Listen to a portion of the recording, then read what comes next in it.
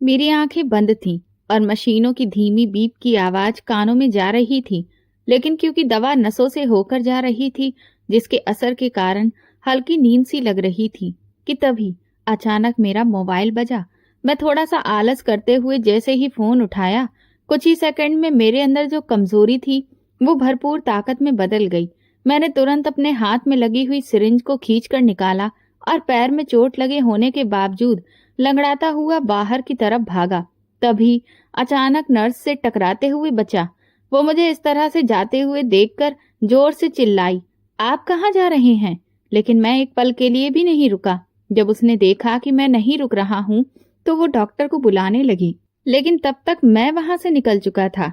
मेरे साथ जो हुआ था उसके बाद अब यहाँ रुक पाना मेरे बस की बात नहीं थी। जैसे तैसे मैंने अपनी गाड़ी ड्राइव की और फैक्ट्री के पास पहुंचा, लेकिन वहां पर मैंने जो नजारा देखा उसने मेरे होश उड़ा दिए थे। धुएं का गुबार आसमान की ऊंचाइयों को छू रहा था। शोले इतने भयंकर तरीके से भड़क रहे थे कि ऐसा लग रहा था कि यहाँ कोई ज्वालामुखी था जिसमें आज सालों के बाद विस्फोट हुआ हो।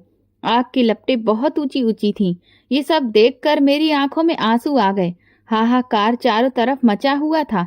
सब लोग दौड़ रहे थे, आग बुझाने की कोशिश कर रहे थे, लेकिन मैं पत्थर बना खड़ा था कि तभी एक आदमी अचानक तेजी से मेरे पास से भागता हुआ निकला और उसने मेरे हाथों में एक पर्ची पकड़ा दी।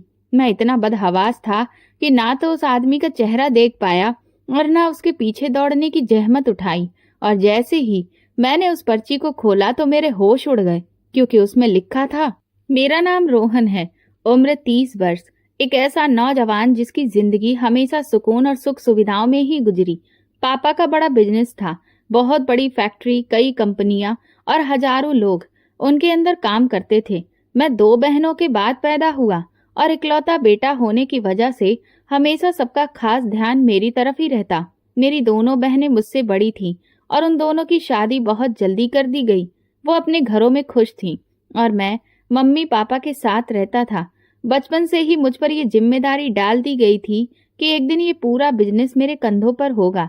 शायद इसीलिए पढ़ाई पूरी होने के बाद मुझे और कुछ भी सोचने या समझने की जरूरत ही नहीं पड़ी।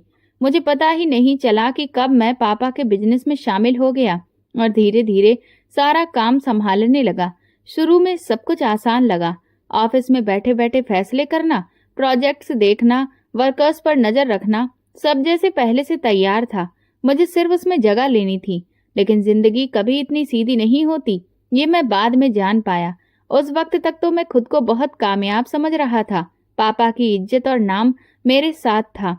जो लोग मुझसे मिलते वो असल में पापा की शख्सियत और उनके मुकाम को देखकर ही मुझे इज्जत देते थे। लेकिन मुझे ये लगता था कि ये सब मेरी मेहनत का नतीजा है। मेरी माँ की एक ही फिक्र थी, जब भी घर में कोई पार्टी होती या किसी रिश्तेदार की बेटी की शादी की बात चलती तो वो तुरंत मेरी तरफ देखने लगती और कहती, रोहन, अब तो तुम्हारी भी उम्र हो रही है, कब तक तुम अकेले रहोगे? मैं धीरे से हंसकर कहता, माँ, अभी तो मैं बिल्कुल ठीक हूँ, शादी की क्या जरूरत है? वो झट से जवाब देती, ठीक हो, लेकिन ऐसे कब तक घर में एक बहू आनी चाहिए? तुम ऑफिस के बाद भी अकेले हो जाते हो। हम चाहते हैं कि तुम्हारी जिंदगी पूरी हो जाए। मैं बात बदल देता, अक्सर अपने काम की व्यस्तता का बहाना करता। कभी कहता कि अभी बिजनेस को वक्त देना है, कभी कहता कुछ और साल रुक जाओ, लेकिन असल में मेरा दिल नहीं चाहता था। मुझे लगता था शादी एक बहुत बड़ी जिम्मेदारी है और मैं इस वक्त सिर्फ बिजनेस पर ध्यान देना चाहता था। कई बार मम्मी नाराज हो जाती। एक दिन बोली, ये कैसी बात हुई कि शादी और बिजनेस का आपस में कोई रिश्ता है? अगर तुम्हें शादी से डर लगता है तो सीधा कह दो, लेकिन ये ना कहो कि बिजनेस की वजह से शादी नहीं कर रहे। मैंने मुस्कुराकर कहा, मम्मी, आप बिल्कुल फिक्र ना करें, जहां आप चाहेंगी वहीं शादी करूंगा। आपका फैसला ही मेरा फैसला होगा, बस अभी कुछ वक्त चाहिए। वो चुप हो गई, लेकिन उनकी आंखों में बेचैनी साफ झलक रही थी। उन्हें हर वक्त ये डर सताता रहता था कि कहीं वक्त हाथ से निकल न जाए। उस वक्त तक मैं खुद को बहुत ताकतवर समझता था। बिजनेस मेरी पकड़ में था, बड़े बड़े कॉन्ट्रैक्ट मेरे सामने आते और मैं बहुत आसानी से संभाल लेता। लेकिन फिर एक दिन ऐसा आया जब सब कुछ बदलना शुरू हो गया। पहले नुकसान छोटा सा था, एक ऑर्डर वक्त पर पूरा नहीं हो सका और हमें काफी सारे पैसे वापस करने पड़े। मैंने उसे मामूली समझकर नजरअंदाज कर दिया। सोचा कि बिजनेस में तो ऐसी छोटी मोटी चीजें होती ही रहती हैं, लेकिन फिर अगले ही महीने एक और बड़ा नुकसान हो गया। मार्केट में अचानक हमारे प्रोडक्ट्स की डिमांड कम हो गई, क्योंकि नई कंपनियां आ गई थीं और वो और भी नए तरीकों से काम कर रही थीं। हमारे पुराने तरीकों का अब कोई असर नहीं हो रहा था। मेरे लिए ये सब कुछ उतना जरूरी नहीं लगा। सोचा कि ये तो सब वक्त के साथ है। लेकिन जब साल खत्म हुआ तो हिसाब किताब ने मेरी आंखें खोल दी। पिछले कई महीनों में नुकसान इतना बढ़ चुका था कि हमारी बचत भी कम होने लगी थी। एक रात जब मैं ऑफिस में बैठकर अकेला हिसाब देख रहा था तो पहली बार मेरे दिल में डर उतर आया। मैंने खुद से कहा, क्या ये मुमकिन है कि ये सब खत्म हो जाएगा? मेरे अंदर एक अजीब सी उलझन पैदा होने लगी। जितना ज्यादा सोचता उतना ही ज्यादा दिल घबराता। बाहर से देखने वाले अभी भी समझते थे कि मैं बहुत कामयाब हूँ, लेकिन सच्चाई ये थी कि बुनियाद अंदर से खोखली हो रही थी। घर वापस आया तो मम्मी ने हमेशा की तरह पूछा, बेटा आज फिर से परेशान लग रहे हो? मैंने टालने की कोशिश की, कुछ भी नहीं है मम्मी, बस काम के सिलसिले में थोड़ा सोच रहा था। उन्होंने मेरी तरफ ध्यान से देखा, फिर कुछ भी नहीं बोली, लेकिन मुझे एहसास हुआ कि वो सब जानती हैं। उन दिनों मैंने पहली बार महसूस किया कि शायद मैं इतना मजबूत भी नहीं हूँ जितना मैं खुद को समझता था। पापा की मेहनत से खड़ा किया ये बिजनेस मेरे हाथों में डगमगाने लगा था। एक पल के लिए सोचा कि शायद अगर शादी हो जाती तो दिल को सुकून मिलता, लेकिन फिर तुरंत ही खुद को टोका, नहीं, अभी शादी का वक्त नहीं है, पहले कारोबार को संभालना है। लेकिन ये फैसला भी बेकार निकला। हर दिन एक नई मुश्किल लेकर आता। कभी किसी क्लाइंट का भरोसा टूट जाता, कभी किसी प्रोजेक्ट में रुकावट आ जाती। जैसे किस्मत ने फैसला कर लिया था कि अब मेरी परीक्षा शुरू हो गई थी। मैं हर बार खुद को हिम्मत देता, मगर अंदर से कमजोर होता जा रहा था। दिन के वक्त ऑफिस में स्टाफ के सामने खुद को मजबूत रखने की कोशिश करता, लेकिन रात को कमरे में अकेला होता तो अपने आप से सवाल करता, क्या सच में मैं इस सब के लायक हूँ?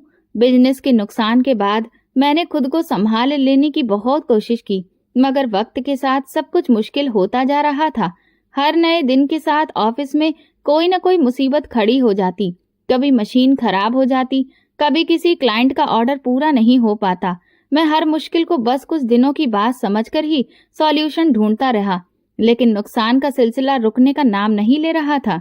एक दिन मैनेजर ने ऑफिस में आकर कहा, सर, कुछ वर्कर्स ने आज काम पर आने से इनकार कर दिया है। उनका कहना है कि पिछले 2 महीने की तनख्वाह अभी तक नहीं मिली है। मैंने टेबल पर हाथ मारा, ये कैसे मुमकिन है? हमने पिछले हफ्ते ही तो अकाउंट्स को क्लियर किया था। मैनेजर ने नजर झुका ली। जी सर, क्लियर तो किया था, लेकिन सिर्फ आधा पेमेंट ही हुआ था। बाकी रकम तो कंपनी के अकाउंट में मौजूद ही नहीं थी। मेरे पैरों तले जमीन निकल गई। मैं जानता था कि कैश फ्लो का प्रॉब्लम बढ़ता ही जा रहा है, लेकिन ये सोचा ही नहीं था कि मजदूर अपनी मजदूरी के बिना इस तरह से हड़ताल कर देंगे। उसी दिन कुछ क्लाइंट्स ने अपनी डील तोड़ दी। उनका कहना था कि हमारी प्रोडक्शन समय पर पूरी नहीं हो रही है और इसीलिए अब नई कंपनियों के साथ डील करने जा रहे हैं। घर आया तो मम्मी ने फिर से पूछा, बेटा आज भी तुम इतने थके हुए क्यों लग रहे हो? मैंने ठंडा सा जवाब दिया, कुछ नहीं मम्मी, बस ऑफिस की मुश्किलें हैं। उन्होंने आह भरी, काश तुम अपने पापा की तरह हमेशा खुशहाल और जिंदा दिल रहते थे। वो हमेशा ये कहते थे कि अगर मजदूर का दिल जीत लो तो बिजनेस खुद ब खुद चलता रहता है। मैं खामोश रहा।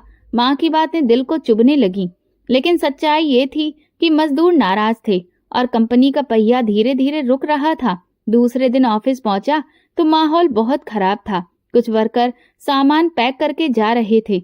मैंने उन्हें रोकने की कोशिश की, रुक जाओ, अगले हफ्ते तक सब कुछ क्लियर कर दूंगा।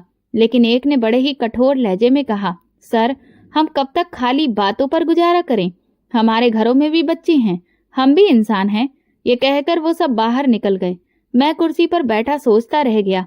अपने कमरे की खिड़की से देखता रहा कि कैसे एक एक करके लोग मेरी कंपनी को छोड़ रहे हैं। अब मेरे पास एक ही रास्ता बचा था कि कहीं और बैठकर अपना ध्यान कुछ नए कामों पर लगाऊं, और ऑफिस का माहौल इतना बोझिल हो चुका था कि वहां काम करने की हिम्मत ही नहीं थी। उसी शाम मैं अपने लैपटॉप के साथ शहर के बड़े होटल में चला गया। वहां के कोने वाले टेबल पर बैठकर मैं खुद को व्यस्त करने की कोशिश करने लगा। बाहर की भाग दौड़ से दूर वहां मुझे कुछ सुकून मिलता था। सामने बड़ी बड़ी खिड़कियां थीं जिनसे शहर की रोशनी दिखाई देती थी। लैपटॉप खोला और कुछ कंपनियों को ईमेल भेजे, कुछ पुराने रिकॉर्ड चेक किए। दिमाग लगातार हिसाब किताब में उलझा हुआ था। कभी किसी नई डील की उम्मीद जगती, कभी अगले ही पल सब कुछ बेकार लगने लगता। घंटों बैठे रहने के बाद भी कोई खास नतीजा नहीं निकला। सिर्फ कुछ ही कंपनियों ने जवाब दिया था और वो भी शक से भरा हुआ था। मैं थकान से सिर पकड़कर बैठ गया। इतने में एक छोटी सी आवाज सुनाई दी, साहब कुछ चाहिए तो बताइएगा। मैंने चौंक कर ऊपर देखा। मेरे सामने एक 12 साल से भी कम उम्र का बच्चा खड़ा था। हाथ में एक पुराना सा कपड़ा था जिससे वो टेबल साफ कर रहा था। छोटा था, दुबला सा शरीर, मगर आंखों में एक अजीब सी चमक थी। मैंने अचानक उसे सर से पांव तक देखा। उसकी कमीज जगह जगह से फटी हुई थी, मगर वो पूरे आत्मविश्वास के साथ खड़ा था। उसने दोबारा कहा, साहब ऑर्डर लेना है तो बताइए। मैं लैपटॉप बंद करते हुए बोला, बस एक ठंडा पानी ला दो। वो मुस्कुराया, जी साहब। ये कहकर वो तेजी से आगे बढ़ गया। मैं कुर्सी पर बैठा उसे जाता हुआ देखता रहा। दिल के किसी कोने में सवाल ने जन्म लिया कि इतना छोटा बच्चा यहाँ काम क्यों कर रहा है। इस उम्र में तो उसे स्कूल में होना चाहिए था। कुछ पलों के बाद वो पानी का गिलास लेकर मेरे पास आया और बड़े ही तमीज के साथ मेरे सामने रखा और खामोशी से जाने लगा। मैंने सोचा कि आवाज दूं, उससे बात करूं, मगर फिर खुद को रोक लिया। शायद ये मेरी कैफियत थी कि एक अजनबी बच्चे की मौजूदगी ने मुझे पहली बार अपने दुख से हटकर किसी दूसरी तरफ सोचने के लिए मजबूर कर दिया था। मैंने पानी का घूंट लिया और खिड़की से बाहर देखा। दिल ही दिल में सोच रहा था कि ये बच्चा भी अपनी जिंदगी के बोझ तले झुका हुआ है। वो पल मेरे लिए अजीब था। मुझे नहीं पता था कि ये मामूली सा बच्चा आगे चलकर मेरी जिंदगी बदल देगा। और यही वो रात थी जब मेरी कहानी ने एक नया मोड़ लेना शुरू किया। उस दिन की शाम कुछ और ही थी। मैं हमेशा की तरह कोने वाले टेबल पर बैठा अपने लैपटॉप के साथ व्यस्त था। आसपास लोग हंसी मजाक करते हुए खाने में व्यस्त थे, लेकिन मैं एक और ही दुनिया में उलझा हुआ था। ड्राफ्ट, नंबर्स, ईमेल्स जा रहे थे। इसी दौरान वही बच्चा दोबारा मेरे टेबल के पास आकर रुका। वो टेबल को कपड़े से साफ कर रहा था, लेकिन इस बार रुककर बोला, साहब कुछ और चाहिए हो तो बता दीजिए। मैंने सर उठाकर उसकी तरफ देखा। उसके चेहरे पर मेहनत की थकान तो लग रही थी, लेकिन मुस्कुराहट कायम थी। मैंने अचानक कहा, बेटा तुम पढ़ते नहीं हो? वो पल भर के लिए रुका और फिर सीधा खड़े होकर बोला, नहीं साहब, हम गरीब हैं, पढ़ाई हमारे बस की बात नहीं है। मैं चौंक गया। उसकी उम्र 11 वर्ष से ज्यादा नहीं थी। उस वक्त तो बच्चे स्कूल बैग उठाकर दौड़ रहे होते हैं। मैंने सवाल दोहराया और पूछा, घर में कौन कौन है तुम्हारे साथ? उसने बड़े ही सुकून से जवाब दिया, मेरी माँ है और 2 बहनें। मैं चाहता हूँ कि वह घर के अंदर ही रहें, बाहर काम न करें, इसलिए मैं काम करता हूँ। मैं उसके जवाब पर खामोश रह गया। मैंने सोचा था कि वो शायद कोई बहाना करेगा, लेकिन उसने अपनी छोटी सी जुबान से बहुत बड़ी बात कह दी थी। बहनों की सुरक्षा का एहसास, जिम्मेदारी का बोझ और खुद को आगे बढ़ाने की हिम्मत। मैंने अपनी जेब से कुछ नोट निकाले और उसकी तरफ बढ़ाए। ये तुम रख लो, अपनी माँ और बहनों के लिए कुछ खरीद लेना। वो एकदम पीछे हट गया और हाथ पीछे रखकर बोला, नहीं साहब, ये मुझे नहीं चाहिए। मैं अपनी मेहनत की कमाई लेता हूँ, भीख नहीं। उसके लहजे में अजीब सा जज्बा था। मैं हैरान होकर बोला, बेटा ये कोई भीख नहीं है, बस मेरी तरफ से तोहफा समझ लो। उसने सर हिलाया, नहीं साहब, मैं अपनी इज्जत पर समझौता नहीं करता। ये सुनकर मैं खामोश हो गया। वो इतनी छोटी सी उम्र में इतनी बड़ी बात कर गया। वो हल्की सी मुस्कुराहट के साथ आगे बढ़ गया और मैं काफी देर तक वहीं बैठा रहा। उसे जाते देखता रहा। दिल में एक अजीब सी उलझन पैदा हुई। मैंने अपनी जिंदगी पर नजर डाली। वो सारी सुख सुविधाएं जो मुझे इतनी आसानी से मिल गईं, वो मुकाम जो पापा की मेहनत की वजह से विरासत के तौर पर मेरे पास आज मौजूद था, उनकी कदर कभी नहीं की। और ये बच्चा जिसके पास कुछ भी नहीं, वो अपनी खुददारी पर कायम है। मैंने लैपटॉप बंद किया, लेकिन दिमाग में सिर्फ एक सवाल गूंज रहा था, क्या वाकई में मैं एक नाशुक्रा इंसान हूँ? इसी दौरान होटल के अंदर हल्का म्यूजिक बजने लगा। लोग अपनी बातों में व्यस्त हो गए, लेकिन मेरे कानों में कुछ सुनाई नहीं दे रहा था। मैं बस उस बच्चे की बातों को दोहरा रहा था। मैं अपनी मेहनत की कमाई लेता हूँ, भीख नहीं। रात गहरी होने लगी तो मैंने सामान समेटा और बाहर निकल गया। गाड़ी में बैठते ही वही ख्याल दिल में आया। बच्चा अपने छोटे छोटे कदमों से टेबल साफ कर रहा था और मैं लाखों करोड़ों के बिजनेस का मालिक होकर भी परेशान और बोझिल घर पहुंचा तो मम्मी ने खाने की टेबल पर बुलाया। मैंने बहाना करके कहा, मुझे भूख नहीं है। उन्होंने ध्यान से मुझे देखा। बेटा, तुम्हारा रंग पीला पड़ रहा है, सब ठीक तो है ना? मैंने मुस्कुराकर कहा कि माँ, सब कुछ ठीक है, बस ऑफिस का थोड़ा सा दबाव है। वो चुप हो गई, लेकिन मैं जानता था कि वो सब समझ रही हैं। कमरे में आकर मैं बिस्तर पर लेट गया। कमरा रोशनी से भरा था, लेकिन दिल के अंदर अंधेरा था। बार बार उस बच्चे की मासूम सूरत मेरी आंखों के सामने आ रही थी। उसकी खुददारी, उसकी बातें, सब एक एक सवाल को जन्म दे रहे थे कि मैंने अपनी जिंदगी में क्या किया। मैंने कामयाबी को अपनी मेहनत समझा, लेकिन सच्चाई ये थी कि सब कुछ पापा की विरासत थी। और आज जब परीक्षा आई तो मैं कमजोर हो गया, जबकि वो 11 साल का बच्चा, जिसके पास न संपत्ति है और न सुविधा, अपनी इज्जत और खुददारी पर डटा हुआ है। रात काफी गुजर गई, मगर नींद नहीं आई। घड़ी की सुइयां बार बार देखता रहा, कभी खिड़की के बाहर रोशनी को घूरता, कभी आंखें बंद करके मन को सुकून देने की कोशिश करता, लेकिन हर बार वही चेहरा आंखों के सामने आता। दिल के किसी कोने में एक अजीब सा एहसास जागा कि शायद भगवान ने मुझे उस बच्चे से मिलवाया है ताकि मैं अपनी सच्चाई को पहचान सकूं। लेकिन उस वक्त मैं सिर्फ इतना जानता था कि आज की रात नींद नहीं आएगी। मैं करवटें बदलता रहा, सोचता रहा, और हर पल एक ही ख्याल मेरे दिल पर दस्तक देता रहा, क्या मैं वाकई में नाशुक्र हूँ? अगली सुबह ऑफिस जाना जरूरी था, लेकिन दिमाग कहीं और उलझा था।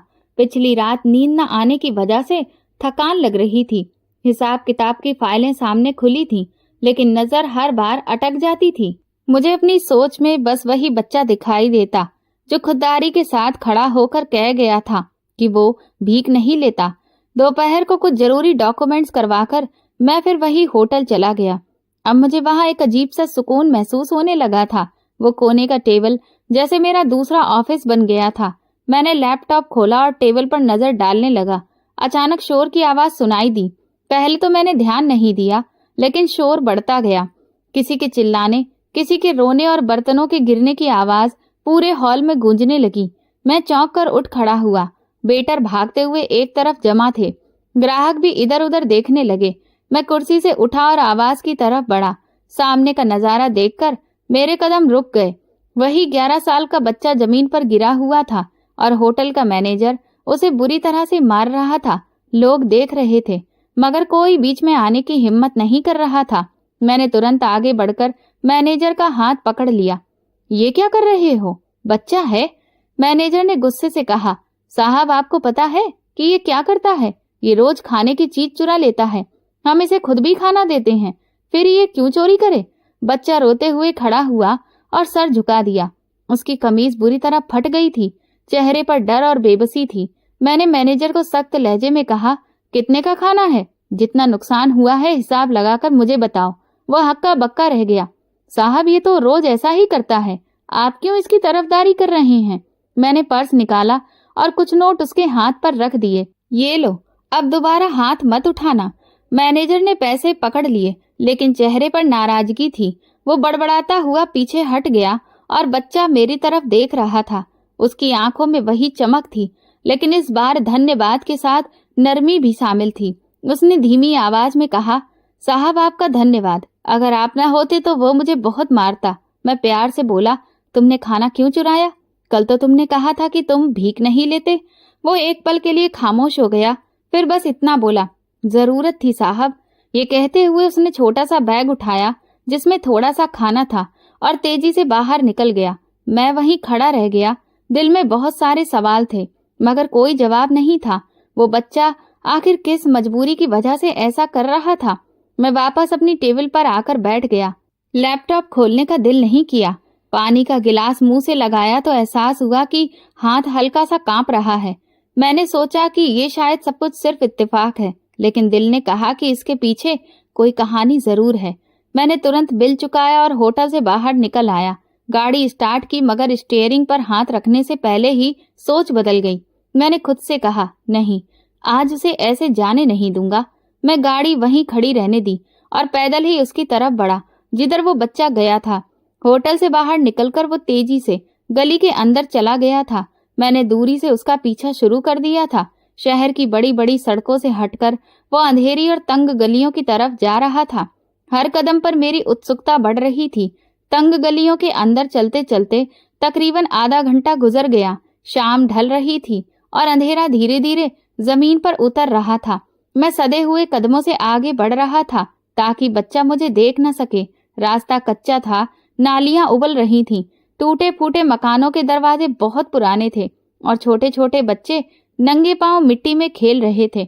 वो लड़का आखिरकार एक बहुत ही पुराने से मोहल्ले में दाखिल हुआ जिसमें बदबू फैली हुई थी। टूटी हुई ईंटों के बीच बनी झोपड़ियां, जली हुई दीवारों वाले मकान और हर तरफ गरीबों की मरी हुई जिंदगी। मैंने सोचा कि यही उसका घर होगा, लेकिन वो एक झोपड़ी के पास जाकर रुका और वहीं बैठ गया। उसने बैग खोला जिसमें खाने की कुछ चीजें थीं। मैंने अंदाजा लगाया कि वो अपनी माँ और बहनों के लिए ये खाना निकाल कर लाया है, लेकिन कुछ पलों बाद नजारा ही बदल गया। मोहल्ले के कई बच्चे दौड़ते हुए उसके पास आए। उनके चेहरे भूख से कमजोर थे, आंखों में उम्मीद की चमक थी। वो सब उसके आसपास जमा हो गए। मैं हैरत से देखता रहा कि उस लड़के ने खाने के पैकेट निकालकर सब बच्चों में बांटना शुरू कर दिया। वो खुद एक कोने में बैठ गया मगर दूसरों को पहले खाने दिया। एक बच्चा खुशी से हंसते हुए बोला, भैया आज तो हमें खाने को बिरयानी मिली है। दूसरा छोटा सा लड़का खाना हाथ में लेते ही बोला, कल तो हमने बस पानी पिया था, आज शुक्र है। वो सब मासूम बच्चे जैसे कई दिनों से भूखे थे। हर एक को खाना मिला और वो खुशी खुशी खाने लगे। मैं पीछे खड़ा ये सब देख रहा था। मेरी आंखें हैरत से फैल गईं। मैंने सोचा था कि वो अपने परिवार के लिए खाना ले जा रहा है, लेकिन वो तो अपनी गरीबी के बावजूद दूसरों की भूख मिटा रहा था। इस उम्र के बच्चे तो अपनी पॉकेट मनी पर भी झगड़ा करते हैं, लेकिन ये बच्चा अपनी मुश्किलों को भूलकर दूसरों की फिक्र कर रहा था। मेरे कदम वहीं रुक गए। दिल ने कहा कि उसकी जिंदगी आम नहीं है, बल्कि जरूर कोई बड़ी कहानी छुपी हुई है। एक छोटी सी लड़की जिसके हाथ कांप रहे थे, वो बोली, भैया आपने हमें खाना दिया, भगवान आपको खुश रखेगा। बच्चा मुस्कुराया, तुम सब प्रार्थना करो कि कल भी कुछ मिल जाए। मैं ये सब सुनता रहा। हैरत और ताज्जुब ने मेरे दिल को जकड़ लिया था। वो लड़का एक पल के लिए रुका, सब बच्चों को देखता रहा, फिर उसने अपनी जेब से पुराना सिक्का निकाला और एक बच्चे के हाथ में दिया। ये तुम रख लो, कल खेलने के लिए काम आएगा। बच्चे खुशी से तालियां बजाने लगे। मेरे अंदर एक तूफान खड़ा हुआ। मैं सोच भी नहीं सकता था कि इतनी छोटी सी उम्र का लड़का इतनी बड़ी कुर्बानी दे सकता है। खुद भूखा रहकर दूसरों को खिला रहा है। ये जज्बा कहाँ से आया होगा? मेरे मन में वो लम्हा गूंजा जब मैं उसे नोट देना चाहता था और उसने मना कर दिया था। उस वक्त मुझे लगा था कि वो जिद्दी है, लेकिन अब समझ आया कि ये जिद नहीं, खुददारी है, और ये खुददारी ही उसे दूसरों का सहारा बना रही थी। मैं उसके करीब जाने के बारे में सोच ही रहा था कि अचानक उसकी नजर मुझ पर पड़ गई। उसने चौंक कर मेरी तरफ देखा। उसकी आंखों में हैरत और सवाल था। वो तुरंत खड़ा हुआ और एक पल के लिए रुका और फिर धीरे आवाज में बोला, साहब आप यहाँ पर? मेरा दिल जोर से धड़का। वो मुझे पहचान चुका था। मैं कुछ पल खामोश रहा, फिर आगे बढ़ा। ये वो पल था जिसने मेरी जिंदगी की एक नई सच्चाई की शुरुआत होने वाली थी। वो बच्चा मुझे देखकर सामने चौंक गया था और मैं भी उसकी नजर से नहीं बच पा रहा था। मैं धीरे धीरे उसके पास गया। आसपास बच्चे अभी भी खाने में व्यस्त थे, लेकिन सब खामोशी से मुझे देखने लगे। मैंने उससे कहा, बेटा घबराओ मत, मैं बस ये जानना चाहता हूँ कि तुम ये सब क्यों करते हो। वो पहले चुप रहा, फिर हिचकिचाते हुए बोला, साहब आपको नहीं पता हमारे घर के हालात कैसे हैं। मैं वहीं जमीन पर एक तरफ बैठ गया ताकि वो खुलकर बात करे। मुझे बताओ तुम्हारे घर में कौन कौन है?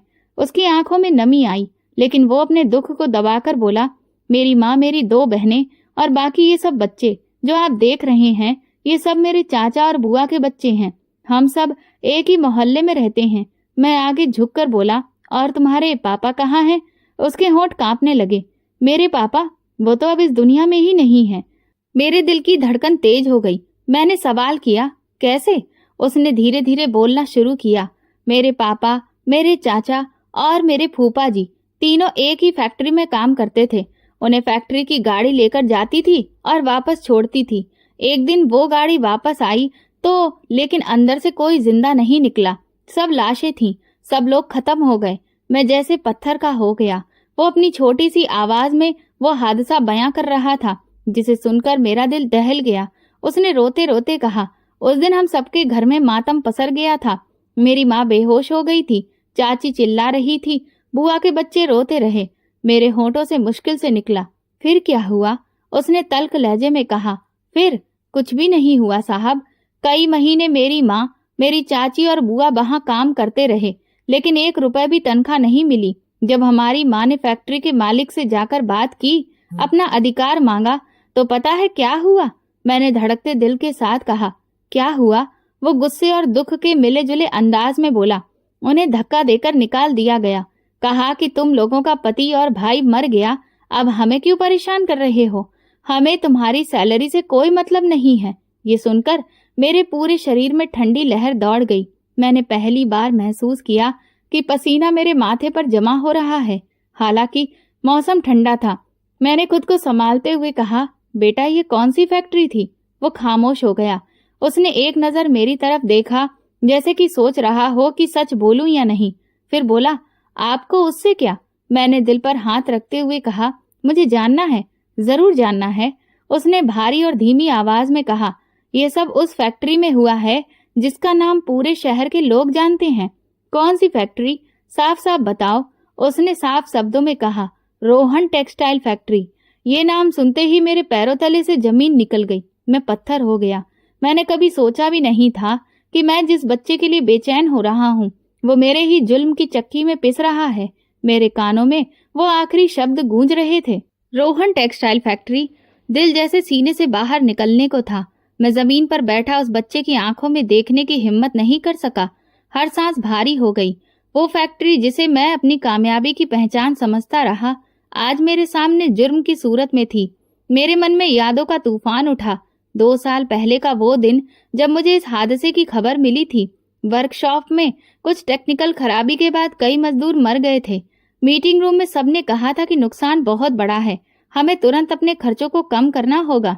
मैंने बिना सोचे समझे फैसला लिया, जो मजदूर मर गए हैं उनकी सैलरी रोक दो, हम और नुकसान बर्दाश्त नहीं कर सकते। उस वक्त मुझे लगा था कि ये एक बिजनेस का फैसला है, लेकिन आज इस एक फैसले ने एक बच्चे की जिंदगी भूख और गरीबी में धकेल दी थी। मैंने कांपते हुए हाथ उस बच्चे के सामने जोड़ दिए।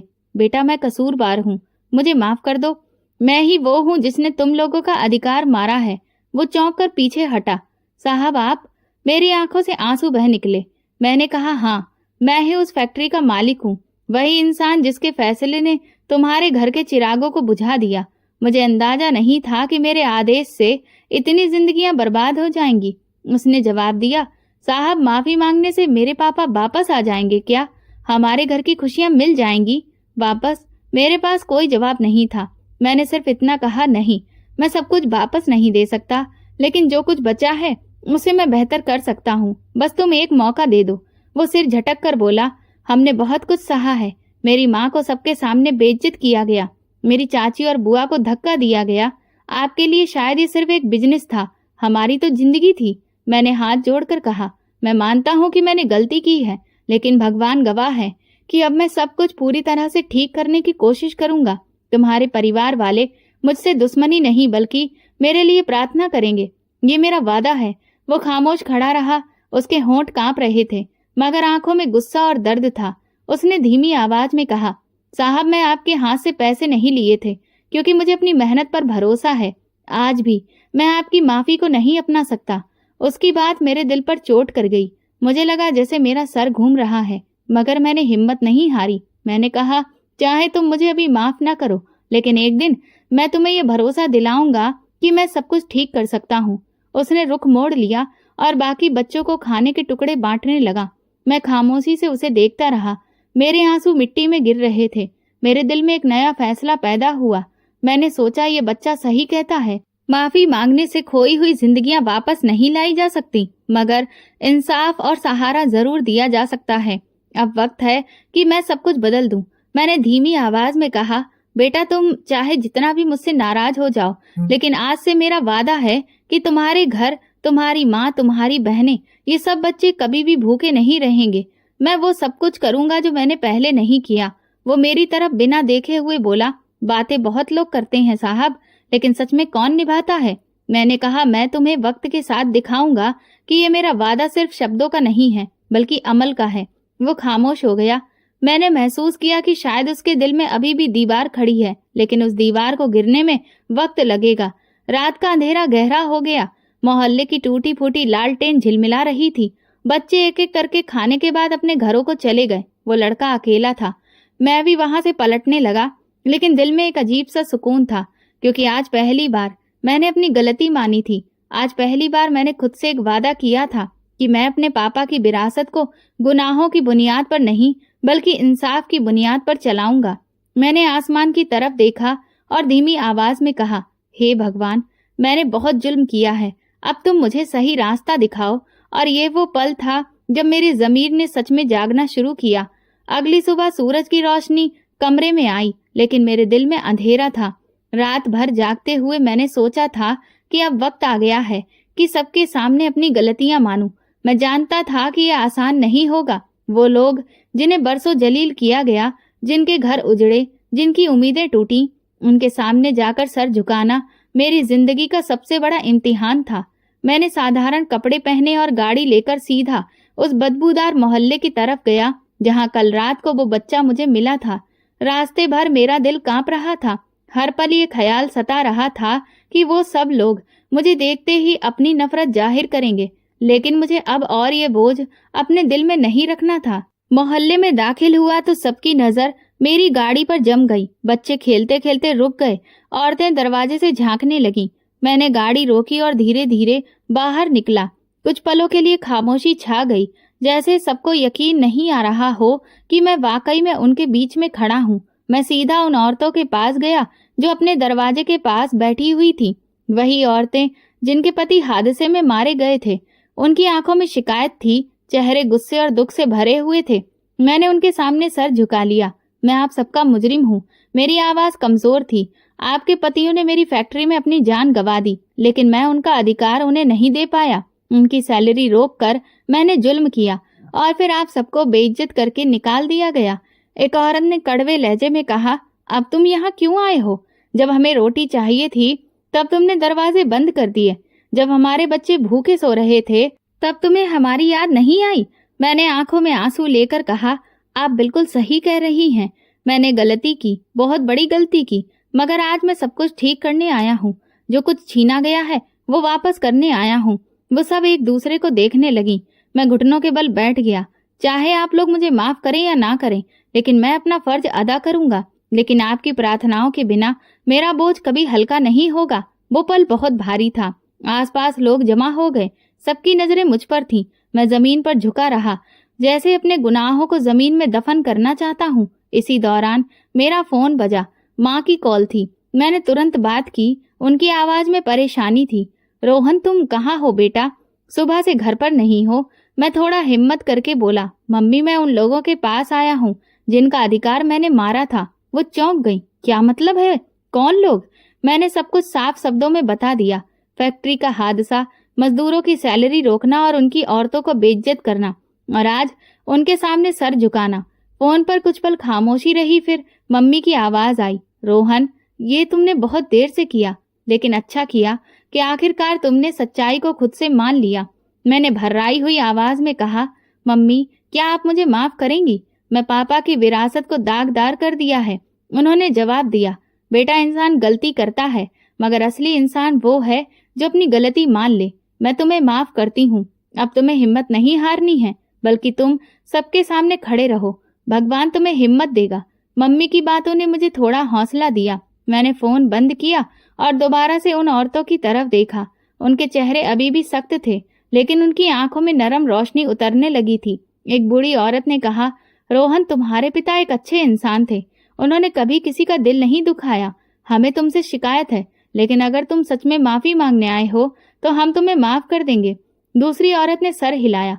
हाँ, हमारे पति वापस तो नहीं आ सकते, लेकिन अगर तुम हमारे बच्चों का सहारा दोगे तो शायद हमारा दुख हल्का हो जाए। मेरे आंसू बहने लगे और हाथ जोड़कर कहा, मैं वादा करता हूँ, आज से आप में से कोई भी भूखा नहीं सोएगा। मैं आप सबका सहारा बनूंगा। वो सब एक दूसरे को देखते रहे। फिर उन्होंने सर हिला दिया। उनके होंठों से निकला, हमने तुम्हें माफ किया।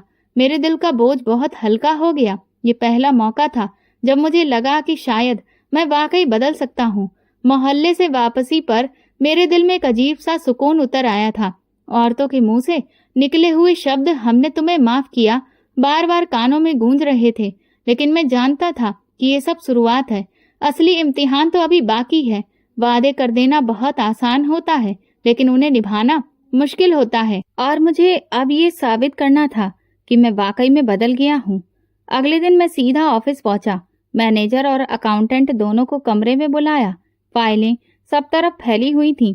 मैंने सबके सामने कहा, जितने भी मजदूर हैं जिनकी सैलरी रुकी हुई है, सबका पूरा हिसाब अभी के अभी मेरे सामने किया जाए। अकाउंटेंट ने घबराकर कहा, सर, पैसों की कमी है। अगर सबको पेमेंट कर दिया गया तो फिर हमारे पास तो कुछ भी नहीं बचेगा। मैंने टेबल पर हाथ मारा। मुझे कोई परवाह नहीं। ये पैसे मेरी मेहनत की नहीं बल्कि उन लोगों के खून पसीने के हैं। आज के बाद कोई मजदूर अपनी मजदूरी के लिए दर दर भटकेगा नहीं। मैनेजर ने हिचकिचाते हुए पूछा, क्या ये फैसला बिजनेस के लिए नुकसानदेह नहीं होगा? मैं उसकी आंखों में देखकर बोला, नुकसान वही है जो मैंने पहले किया। अब तो सिर्फ अधिकार देना है। शाम को दफ्तर के हॉल में सारे मजदूर जमा थे और उनका बकाया पैसा उन्हें पकड़ा दिया गया। कई मजदूर हैरान थे, कई की आंखों में आंसू आ गए। एक बूढ़ा मजदूर कांपते हाथों से पैसे लेकर बोला, सर, ये तो वो पैसे हैं जिसकी उम्मीद हमने छोड़ दी थी। मैंने सर झुकाकर कहा, यह आपका अधिकार है और अधिकार तो वक्त पर देना चाहिए। मुझे लेकिन देर हो गई, पर अब ऐसा कभी नहीं होगा। पूरे हॉल में शांति छा गई। मजदूरों के चेहरे पर वो सुकून था जो बरसों से गायब था। इसी के साथ साथ मैंने अकाउंट डिपार्टमेंट को आदेश दिया कि हादसे में मरने वाले मजदूरों का पूरा रिकॉर्ड निकाला जाए। उन सबके घरों का खर्च, बच्चों की पढ़ाई और इलाज की जिम्मेदारी अब कंपनी उठाएगी। एक लिस्ट मेरे सामने रखी गई। मैंने पेन हाथ में उठाया और ऐलान किया, ये मेरा फैसला है कि ये सारे बच्चे स्कूल जाएंगे। उनकी माएं अब किसी के घर में झाड़ू पोछा नहीं करेंगी और ये बोझ मेरे सर पर है। वो पल मेरे लिए अनमोल था, जैसे बरसों का बोझ बहुत हल्का हो गया हो। रात को घर वापस आया तो माँ ने सवालिया नजरों से पूछा। मैंने उन्हें सब कुछ बताया, मजदूरों का पेमेंट करने वालों की लिस्ट, बच्चों की पढ़ाई। वो सुनकर आंखों में आंसू लेकर बोली, भगवान तुम्हें कामयाब करेगा। ये वही रास्ता है जो तुम्हारे पापा चाहते थे। मैंने सर झुकाकर कहा, माँ, पापा की आत्मा को सुकून पहुंचाने के लिए ये सब करना जरूरी है। कुछ दिन गुजरे, मजदूरों की खुशी पूरे शहर में फैल गई। लोग कहने लगे, रोहन बदल गया है। वही इंसान जो पहले बहुत ही सख्त समझा जाता था। मेरी फैक्ट्री में एक नया जज्बा पैदा हुआ। लोग दिन रात काम करने लगे, ना कोई शिकायत, ना कोई देरी। फिर एक बहुत बड़ी मल्टीनेशनल कंपनी के आदमी ने मुलाकात करने के लिए मुझसे अपॉइंटमेंट मांगी। वो पिछले कई महीनों से हमारे काम पर नजर रख रहा था। ऑफिस के कॉन्फ्रेंस रूम में उनके साथ मेरी मीटिंग हुई।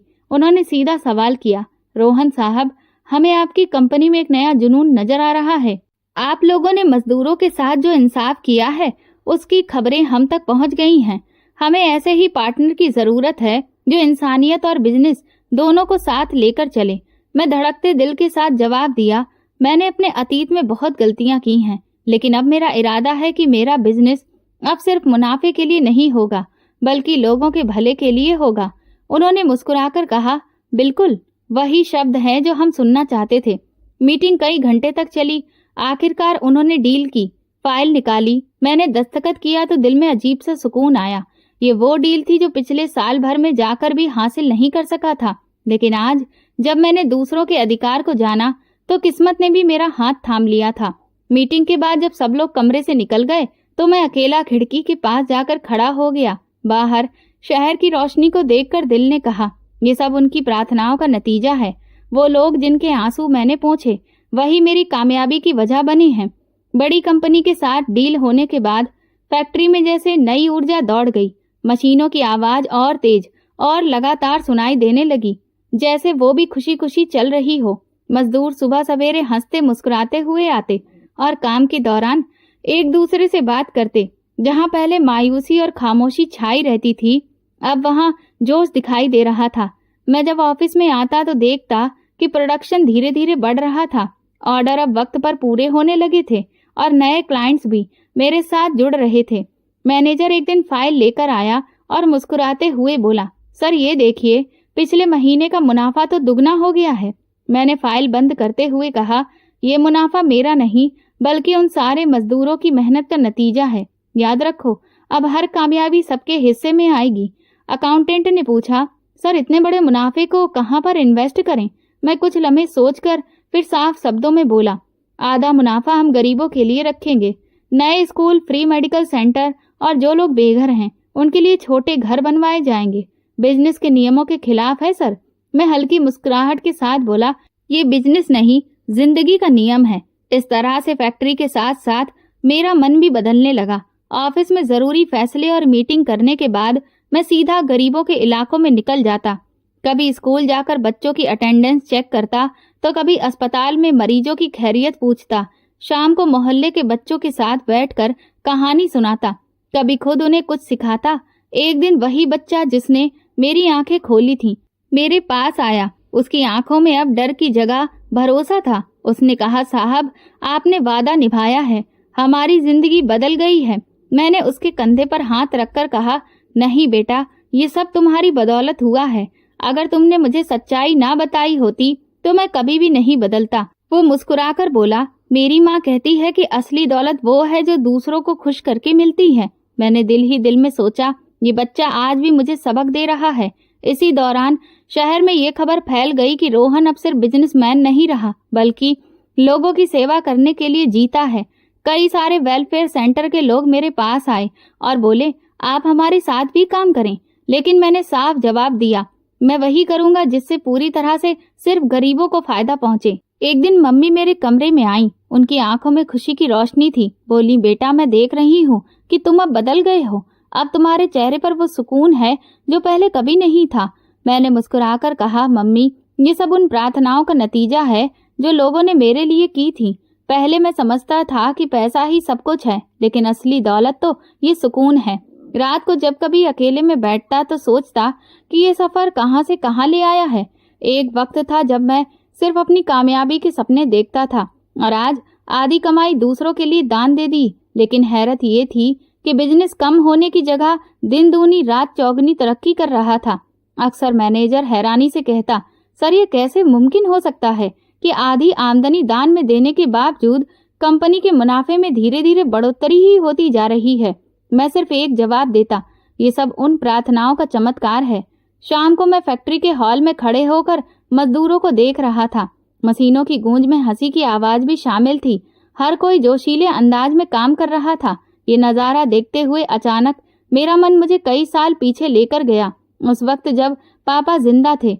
एक याद मेरी आंखों के सामने चलने लगी।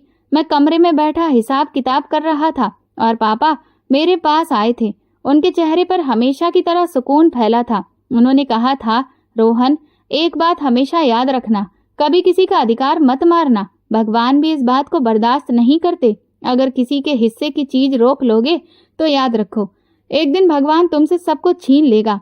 मैंने उस वक्त बड़ी ही लापरवाही से जवाब दिया था, पापा बिजनेस में कभी कभी कठोर फैसले लेने पड़ते हैं, ये सब जिंदगी का हिस्सा है। वो मेरी बात पर मुस्कुराकर बोले थे, फैसले सख्त करो लेकिन इंसाफ के खिलाफ नहीं होने चाहिए। तुम्हारे फैसले सिर्फ कागज पर नहीं होते, ये किसी की जिंदगी पर भी असर डालते हैं। उस रात का धुंधला मंजर जैसे कि आज की याद से जुड़ गया था। मैंने आंखें बंद की और सोचा, पापा आप बिल्कुल ठीक कहते थे। असली कामयाबी तो दूसरों को खुशी देने में है, ना कि उनसे छीनने में। इसी दौरान उन मजदूरों में से एक नौजवान मेरे पास आया। उसने कहा, सर हम आपके शुक्रगुजार हैं। आज हमारे घरों में खुशियां वापस आ गई हैं। हमारी औरतें और बच्चे आपको दुआएं देते हैं। मैं हल्की मुस्कुराहट के साथ जवाब दिया, ये मेरा फर्ज है। जो कुछ तुम लोगों ने दिया वो मैं लौटा भी दूं तो कम है। शाम को मैंने फैसला किया कि मैं मोहल्ले का एक चक्कर लगाऊंगा। गाड़ी धीरे धीरे उन तंग गलियों में दाखिल हुई जहां कभी वीरानी और उदासी छाई रहती थी। दरवाजों पर दिए जल रहे थे, बच्चे खेल रहे थे, औरतों के चेहरे पर खुशी झलक रही थी। मैं गाड़ी से उतरा तो सब लोग मेरे आसपास जमा हो गए और दुआएं प्रार्थना भरे लहजे में कहने लगे, भगवान आपको सही सलामत रखे, आपने हमारे जख्मों को भर दिया। एक छोटी बच्ची मेरे पास आकर बोली, अंकल आपने हमें स्कूल भेजा, अब हम पढ़ेंगे लिखेंगे और बड़े होकर आपकी तरह दूसरों की मदद करेंगे। उनकी बात सुनकर मेरा दिल भर आया। मैंने उनके सर पर हाथ रखा और कहा, बेटा, यही तो असली खुशी है जब तुम लोग आगे बढ़ोगे। मोहल्ले में एक तरफ वही बच्चा खड़ा था जिसने मुझे हकीकत का रास्ता दिखाया था। उसके चेहरे पर आज पहली बार रोशनी दिखाई दी। वो मेरे पास आया और धीरे से बोला, साहब, अब मुझे भरोसा हो रहा है कि आप सच में बदल गए हैं। मैंने उसके कंधे पर हाथ रखकर कहा, तुम्हारी वजह से ही मैंने अपनी जिंदगी का रुख बदला है। अगर तुम नहीं होते तो मैं आज भी अंधेरे में भटक रहा होता। वो चुप हो गया, लेकिन मैं उसकी आंखों की नमी सब कुछ कह रही थी। अब औरतें और बच्चे मुझे दुआएं देने लगे। किसी ने कहा, भगवान आपको दिन दूनी रात चौगनी तरक्की दे। किसी ने कहा, भगवान आपको बहुत लंबी उम्र दे। ये सब देखकर मुझे ऐसा लगा कि जैसे आज मैं एक सच्चा इंसान बन गया हूँ। मोहल्ले की गलियां आज मुस्कुराते चेहरों से जगमगा रही थी। मैंने अपने दिल में कहा, पापा, मैं देर तो की, लेकिन आपकी दी हुई नसीहत मेरी जिंदगी का उसूल बन गई है। सब कुछ बेहतर तरीके से चल रहा था, काम भी और भलाई भी। माँ के कहने पर मैंने उनकी ही पसंद की एक लड़की से शादी कर ली और सच में शादी के बाद मेरी जिंदगी पूरी तरह से बदल गई। वो मेरा इतना ख्याल रखती कि मैं अपने आप को बहुत ही खुशकिस्मत समझता। वो ना सिर्फ घर में मेरी हर सहूलियत को देखती, बल्कि कभी कभी ऑफिस के कुछ कामों में भी बराबरी से मेरा साथ देती। सच कहा था माँ ने, शादी के बाद कोई होगा जो मेरी परेशानियों को बांटेगा और मेरा सहारा बनेगा। उनकी कही हुई एक एक बात सच हो रही थी। मुझे लगा था कि शायद अब जिंदगी इसी तरह से चलती रहेगी, लेकिन नहीं। कब जिंदगी कौन सा मोड़ ले ले कोई नहीं जानता। हमारी फैक्ट्री के प्रोडक्शन और दिन रात की तरक्की को देखते हुए एक बहुत बड़ी इंटरनेशनल कंपनी ने मीटिंग के लिए हमें बुलाया ताकि वो अपने प्रोडक्शन को लेकर हमसे बात कर सकें। मैं वहां पहुंचा तो कई और जाने माने बिजनेसमैन वहीं मौजूद थे।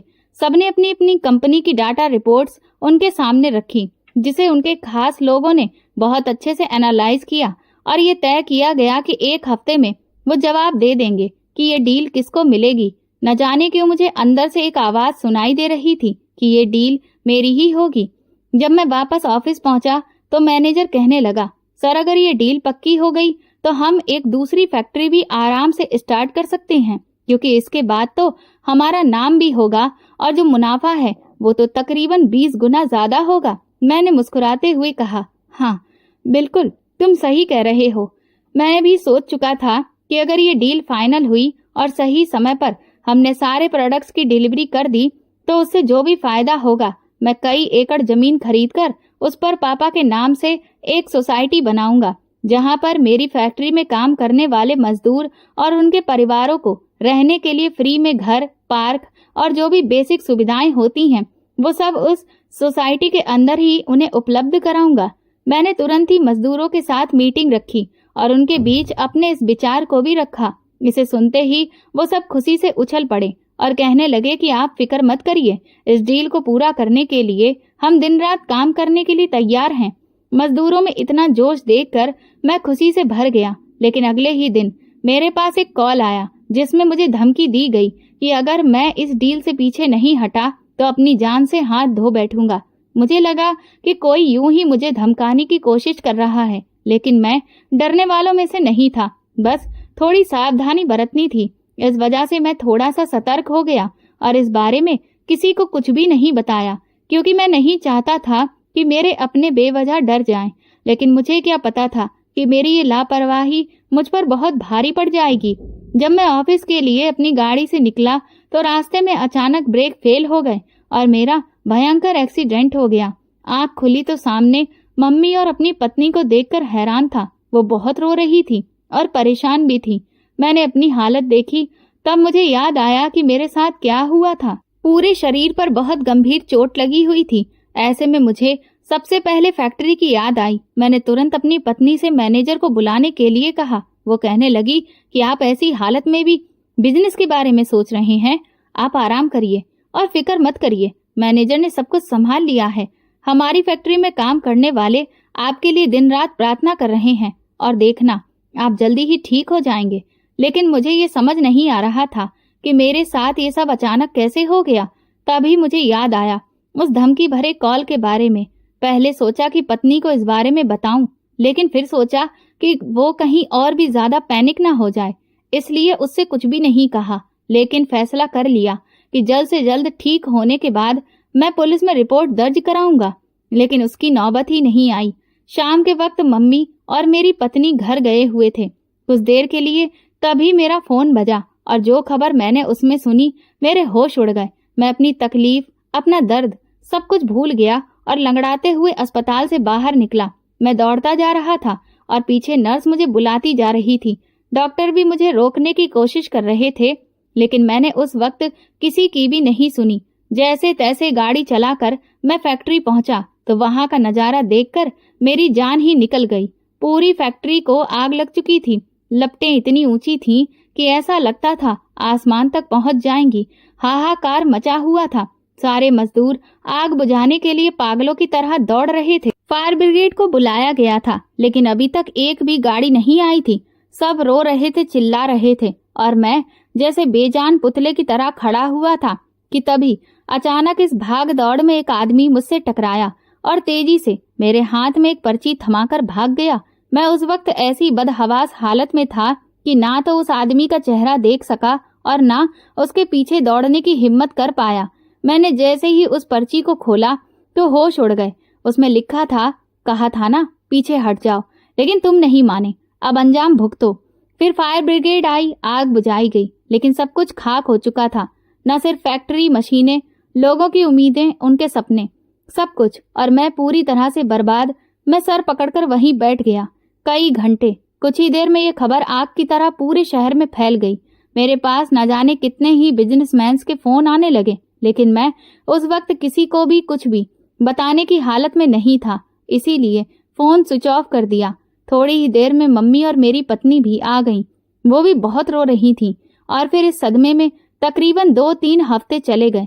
मैं घर से एक बार भी बाहर नहीं निकला और अपने कमरे में ही खुद को आइसोलेट कर लिया, क्योंकि अब समझ ही नहीं आ रहा था कि आगे क्या होगा, क्या करना है। एक दिन शाम को जब मैं अपनी ही तन्हाई और गम में डूबा हुआ बैठा था तो माँ ने मुझे बताया कि फैक्ट्री के कुछ मजदूर मुझसे मिलने आए हैं। मैं नीचे गया तो मुझे वही बच्चा सामने खड़ा दिखाई दिया जो होटल में मिला था, जिसने मुझे सच्चाई का रास्ता दिखाया था। मेरी फैक्ट्री के कई मजदूर आंखों में आंसू लेकर और उम्मीद के साथ मुझे देखते हुए कहने लगे, साहब आप हिम्मत मत हारिए, आप ही तो हमारी उम्मीद हैं, हमारा सहारा हैं। मैंने उनके सामने हाथ जोड़कर कहा, मुझे माफ कर दो, मैंने तुम्हें सपने दिखाए, तुम्हारे बच्चों का सुनहरा भविष्य दिखाया, लेकिन मैं अब खुद किसी भी काबिल नहीं रहा। मजदूर कहने लगे, लेकिन ये सब अचानक कैसे हुआ? तो मैंने उन्हें और अपने घर वालों को सब कुछ बताया कि किस तरह से मुझे धमकियां मिल रही थी। उस इंटरनेशनल प्रोजेक्ट को हथियाने की खातिर मुझे बार बार डराया जा रहा था ताकि मैं अपने कदम पीछे खींच लूं, लेकिन मैंने ऐसा नहीं किया और बस आज उसी का खामियाजा आप सबके सामने है। ये सुनते ही अचानक मजदूरों में गुस्से की लहर दौड़ गई। वो कहने लगे कि ऐसे कैसे कोई भी हमारे मालिक की जान के साथ खेल सकता है, उन्हें बर्बाद कर सकता है। मैंने कहा कि FIR दर्ज हो चुकी है, अब देखते हैं कि पुलिस क्या करती है, लेकिन मैं आप लोगों से यही कहूंगा कि आप मुझे माफ कर दीजिए और किसी दूसरी जगह काम ढूंढ लीजिए। ये कहकर मैं पलटने लगा, लेकिन तभी वो बच्चा दौड़कर मेरे पास आया और हाथ पकड़कर बोला, आपने हमारे बुरे वक्त में हमारा हाथ थामा था और आज हम आपका साथ कैसे छोड़ सकते हैं। ये सुनते ही मेरा मन दुख से भर गया। तभी सारे मजदूर एक साथ आवाज में कहने लगे, हाँ साहब, फैक्ट्री जल गई तो क्या हुआ, हमारे हाथ पैर अभी भी बाकी हैं। कोई हमारी मशीनों को जला सकता है, लेकिन हमारी हिम्मत को नहीं। न जाने क्यों उनके अंदर के इस जोश को देखकर मेरे अंदर भी एक उम्मीद की किरण जगने लगी। पर फिर मैंने कहा कि ये डील बहुत बड़ी है, इतने कम समय में इसे पूरा करना लगभग नामुमकिन है, और फिर नई मशीनों के लिए अब हमारे पास पैसे भी नहीं हैं। मेरा इतना कहना था कि तभी उस भीड़ में से मैनेजर और अकाउंटेंट बाहर आए। वो कहने लगे, सर अगर पैसों की बात है तो हमारे पास जितना होगा हम उतना आपको देंगे। कुछ ही देर में सामने वाली टेबल पर काफी सारे पैसे और मजदूर औरतों ने अपने कुछ छोटे मोटे गहने निकाल कर रख दिए। उन लोगों का प्यार देखकर मेरी माँ ने मुझे पुकारा कि जब ये लोग हार नहीं मान रहे तो तुम कैसे हार मान सकते हो? तुम अपने पिता की बरसों की मेहनत को इस तरह से एक पल में मिट्टी में कैसे मिलने दे सकते हो? नहीं, तुम्हें वो करके दिखाना होगा जो इस दुनिया को अब नामुमकिन लग रहा है। अगले दिन ही उस इंटरनेशनल कंपनी के सर का फोन मेरे पास आया। पहले तो उन्होंने मेरे साथ जो हादसा हुआ उसके लिए अफसोस जताया और साथ ही वो कहने लगे कि हम आपको ही ये डील देने वाले थे, लेकिन बिजनेस इमोशन से नहीं चलता है और इसीलिए अब हम ये डील आपको नहीं दे सकते। ये सुनते ही मेरी उम्मीद बिखर कर चकनाचूर हो गई। मेरी आंखों के सामने उन मजदूरों के चेहरे, उनके बच्चों की उम्मीदें एक साथ घूमने लगे। मैंने उनसे रिक्वेस्ट की कि आप एक बार मुझसे मुलाकात कर लीजिए। पहले तो वो नहीं माने, लेकिन मेरे बहुत ज्यादा जोर देने पर 1 घंटे का वक्त उन्होंने मुझे दिया। अगले ही दिन वो मेरी जली हुई फैक्ट्री के बगल में जो छोटा सा ऑफिस मैंने बनाया था वहां पर मुझसे मिलने आए। काफी देर मैं उन्हें समझाता रहा, लेकिन वो किसी भी बात के लिए राजी नहीं हुए, क्योंकि वो अपना नुकसान नहीं करना चाहते थे। मैं हारी हुई उम्मीद के साथ उनके साथ जैसे ही ऑफिस से बाहर निकला तो सामने मेरी फैक्ट्री के मजदूर बैठे हुए थे। उन्हें देखकर मैं अचानक चौंक गया। मेरे लटके हुए चेहरे को देखकर वो समझ गए कि आखिरकार क्या हुआ है। तभी वो सब एक साथ उस कंपनी के मालिक को समझाने लगे। न जाने क्या हुआ कि उनकी बातों से वो कंपनी का मालिक थोड़ा सा कमजोर पड़ने लगा। फिर वो मुझसे बोला कि देखिए, अगर सारा माल समय पर तैयार नहीं हुआ तो मुझे बहुत बड़ा नुकसान उठाना पड़ेगा, क्योंकि ये सभी प्रोडक्ट्स समय पर विदेश भेजे जाने हैं। इससे पहले कि मैं कुछ कहता, मजदूर एक साथ कहने लगे, हम दिन रात एक कर देंगे आपके इस माल को तैयार करने में, बस आप एक बार हमें मौका देकर तो देखिए। उनकी उम्मीद और हिम्मत को देखते हुए कंपनी के मालिक ने हमें एक मौका दे दिया। ये मौका नहीं, एक लाचार इंसान के अपने पैरों पर दोबारा से खड़े होने की उम्मीद थी।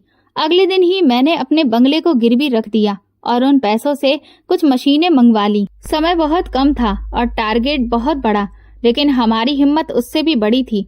हमारे पास सिर्फ 1 हफ्ते का ही समय था और सच कहूं तो जो नामुमकिन लग रहा था वो चौथे दिन गुजरते गुजरते मुमकिन लगने लगा, क्योंकि 4 दिनों से मेरी फैक्ट्री के मजदूरों ने फैक्ट्री को ही अपना अड्डा बना लिया था। मैं भी 4 दिन से घर नहीं लौटा था। खाना पीना, कुछ घंटे की नींद, सब कुछ इस जली हुई फैक्ट्री में ही हो रहा था। हमारे इस जोश के चर्चे धीरे धीरे सब तरफ होने लगे। लोग मुझसे फोन करके पूछने लगे कि क्या तुम और तुम्हारी फैक्ट्री के मजदूर पागल हो गए हो? लेकिन शायद जिंदगी में कुछ पाने के लिए ऐसा ही पागलपन चाहिए होता है। जब तक आप में पागलपन नहीं होगा आप कुछ भी हासिल नहीं कर सकते। और फिर वो दिन आया जब हमने तय समय पर इस डील को पूरा किया और पेमेंट हमारे हाथ में आ गया। सच कहूं तो यकीन ही नहीं हो रहा था कि हमने वो कर दिखाया जो कोई सोच भी नहीं सकता था। कोई छोड़ो, शायद हम भी नहीं सोच सकते थे। मजदूरों के चेहरे पर खुशियां देखने के लायक थीं और मैं, जो कि पिछले 7 दिन से थोड़ी बहुत नींद सोया था, उसके बावजूद भी जरा सी भी कमजोरी महसूस नहीं हो रही थी। डील पूरी होते ही मैंने सबसे पहले बोनस पेमेंट अपने सभी मजदूरों को दिया और 3 दिन की छुट्टी दी ताकि वो चैन की नींद सो सकें। और इधर अपने बंगले को, जो कि गिरवी रखा था, छुड़ा लिया। इसके बाद तो जैसे हमारा नाम सब तरफ छा गया। मेरी और मेरे वर्कर्स की काबिलियत के चर्चे लोगों की जुबान से थमने का नाम नहीं ले रहे थे। धीरे धीरे समय बीता और मैंने नई फैक्ट्री का काम जोर शोर से शुरू करवा दिया और जो मेरा वादा था कि मैं वर्कर्स को रहने के लिए एक अच्छी सोसाइटी दूंगा, उसका भी काम शुरू हो गया। आज मुझे बिजनेस की दुनिया का ग्लोबल अवार्ड मिल चुका है और ये सब कुछ सिर्फ और सिर्फ मेरे वर्कर्स की मेहनत का ही नतीजा है। मुझे उम्मीद है कि मेरे पिता को मुझ पर गर्व होगा और मैं हमेशा कोशिश करूंगा कि अपनी सच्चाई और मेहनत के रास्ते को कभी भी ना छोड़ूं। इधर पुलिस ने भी जिस राइवल कंपनी ने मेरे खिलाफ ये साजिश की थी उसका पर्दाफाश कर दिया और उनका लाइसेंस रद्द कर दिया गया। सच कहा है किसी ने, बुराई का रास्ता आपको कभी भी ऊंचाइयों पर नहीं पहुंचा सकता। एक न एक दिन आप गड्ढे में जरूर गिरेंगे और उन लोगों का भी वही हाल हुआ। तो दोस्तों, अगर आपको हमारी ये कहानी पसंद आई हो तो प्लीज कमेंट करके जरूर बताइएगा। वीडियो को लाइक करें और ज्यादा से ज्यादा शेयर करें। अगर आप चैनल पर नए हैं तो सब्सक्राइब जरूर करें और नोटिफिकेशन बेल दबाएं ताकि अगली अपडेट सबसे पहले आपको मिले। धन्यवाद।